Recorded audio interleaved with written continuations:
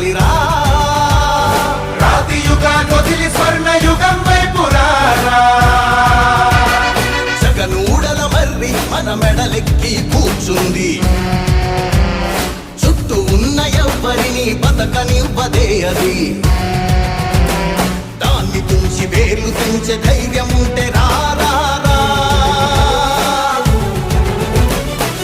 కలి ఆకలికి బలయింది చాలు తెలుగు జాతి తిరుగుబాటు నేటితోనే మొదలు కదలిరా కదలిరా కదలిరా కదలిరా కదలిరా కదలిరా